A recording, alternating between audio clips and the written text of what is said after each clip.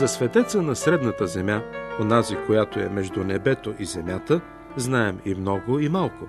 Свързваме свети Никола с празника, с моряците и рибарите, с търговците, хлебарите и банкерите, с Никулден и големите шарани и рибници, моряшката веселба и разделянето на печалбата. Иконите ни го представят и като млад момък, и като белобрат старец.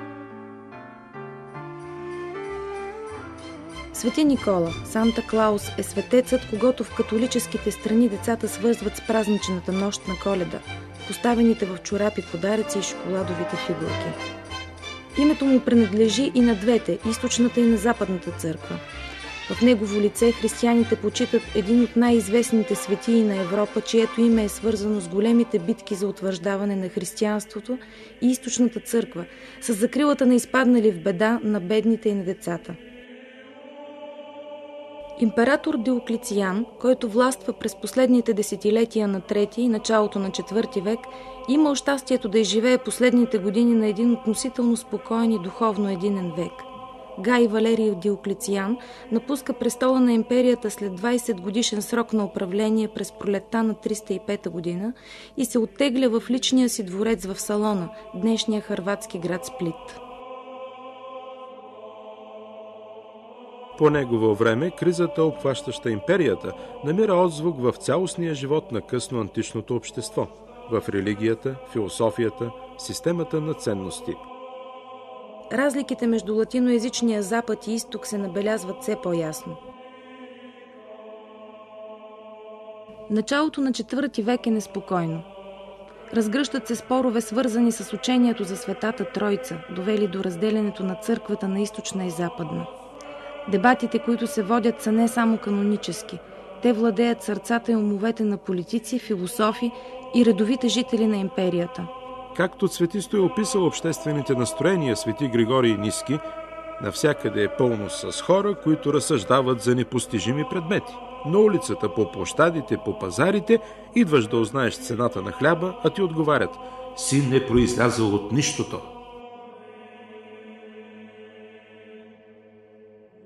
Свети Никола е роден през втората половина на трети и живее през първата половина на четвърти век. Този период е един от ярките етапи на налагане на християнството и началото на процеса на обособяването на двата центъра на империята и християнството – източният и западният.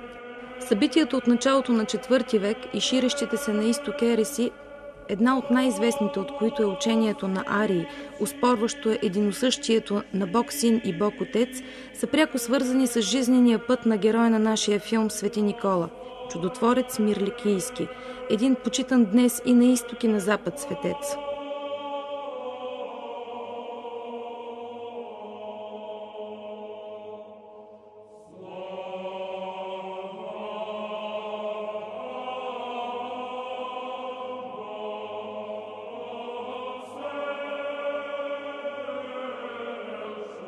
Свети Никола е част от културно-историческото наследство и памет на българските земи. Данните на историческата география на българското Черноморие и паметниците, свързани с култа към него, ни позволяват да обмислим общността на европейската култура, на връзките между изтока и запада, влиянието на християнството и силата и потребността от паметта като коректив на днешните ни заблуди. Името на Свети Никола е оставило трайни следи както в паметниците, така и в местностите по българския черноморски бряг. Част от тях се намират в окаяно състояние поради днешната ни немара и дълголетно незачитане на християнската културна традиция. Едно незаслужено пренебрегване на наследството на народи, изселили се от българските земи в края на 19 и началото на 20 век. От север на юг името на светеца, чудотворец Мирликийски, е дадено на село Свети Никола до Камен бряг, Параклис на нос Калиакра, едноименен храм в град Варна, местност във Варненския залив, Ставропегиален средновековен манастир на нос Емине и съседен нему рушащ се изоставен гръцки православен храм, строен през първата половина на 19 век. На юг след Бургас следва село Свети Никола, днес Черноморец, и селската черква, а над тях и близкия град Созопол е връх Бакалък, където според созополска легенда все още личат стари хълки, за които моряците връзвали корабите си, когато ги спасявал от бурята светеца. Легендата свързва името на свети Никола с самия нос Калиакра. Обектите са визуално свързани. От Калиакра в ясно време се вижда Емине, а от Емине връх Свети Никола. Като че ли светецът бди над морето и моряците и ги води като съвременните фарове. Свети Никола е роден през втората половина на 3 век в семейство на богати граждани от град Патара в областта Ликия в Мала Азия. Родителите му Теофан и Нона починали от чума. Никола попаднал под покровителството на чичо Николай, епископ патърски, който скоро го въвел в чин презвитер. По време на ръкоположението епископът, изпълнен с пророчески дух, се обърнал към народа и като посочил юношата, извикал: „Братя, аз виждам ново слънце, което изгрява над земята и обещава утеха на всички скърбящи.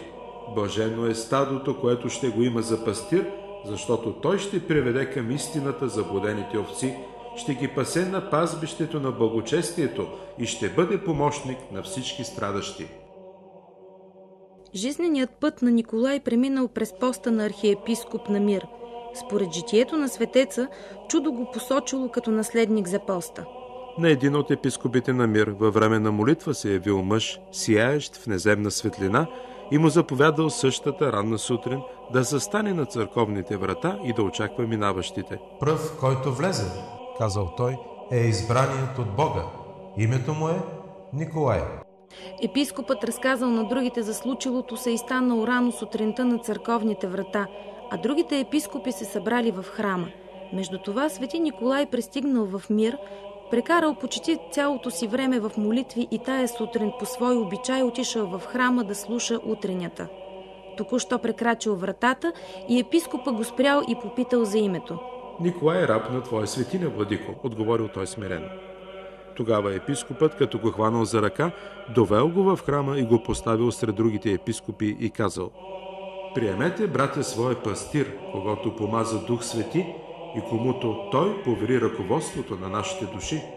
Постави го не събрание на човеци, но Божието определение.“ Сам Николай в дълбоко смирение, смятайки себе си недостоен за високия сан, искал да се отрече от него, но се покорил на волята Господня и приел архиепископството, защото получил знак свише. Нощем му се явил Исус Христос, сияещ от слава, и му връчил Евангелието, украсено с злато и бисери, а от друга страна Пресвета Богородица му възложила светителски омофор. През последните десетилетия на 3 и началото на 4 век езичеството продължава да е официалната религия и гоненията срещу християните не са престанали. Известно време Никола прекарва в тъмница, където е хвърлен заедно с други християни по нареждане на императорските власти. През 306 година на престола на империята обаче се изкачва император Константин, с чието име се свързва началото на обособяването на източната империя. По повод на споровете за троичността на Бога и еретическите възгледи на Арий, за това, че синът не е единосъщен, а е само роден и е посредник между Твореца и творението, император Константин свиква през 325 година в град Никея Първия Вселенски събор. На него се прави опит за изглаждане на различията и се съставя символът на вярата. На събора участва и архиепископът на Мир, като според житието му не само, че активно се включва в дискусиите, но и зашлевил плесница на Арий. Един от важните акценти в житието на светеца са предприетите от него пътешествия по светите места и чудесата, които сторва, за да помогне на попадналите в беда. Поред житието на светеца, превръщането му в покровител на рибарите и моряците е свързано с чудото, което извършил по време на едно пътуване. Свети Никола предсказал буря, но моряците не му повярвали, защото не могли да видят никакви белези за това. Изведнъж черни облаци покрили небето и се разразили мълнии. Пътниците и моряците били ужасени и зачакали смъртта си, докато Никола отправил към Бога горещи молитви и чудото станало. Облаците се разпръснали, изгряло слънце, спрял да духа вятърът.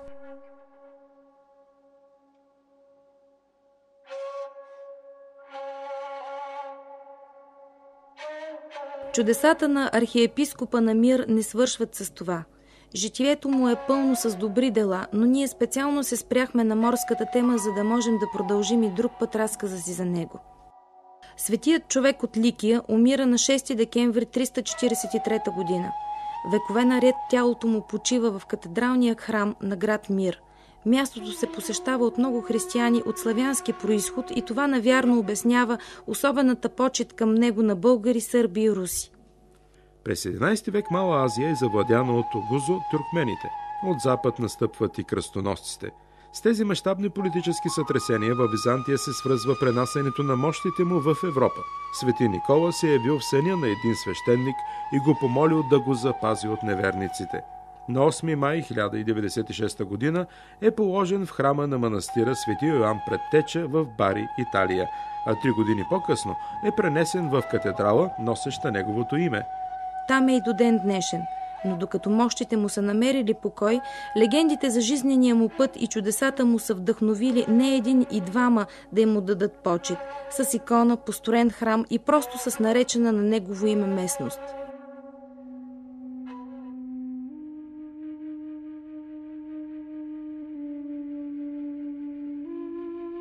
В най-високата част на прохода между Обзор и Несебър, пресичащ Стара планина при нос Емине, в страни от пътя има малка църква. Наречена е на Свети Илия. Нему, според народните вярвания, се падат мълниите.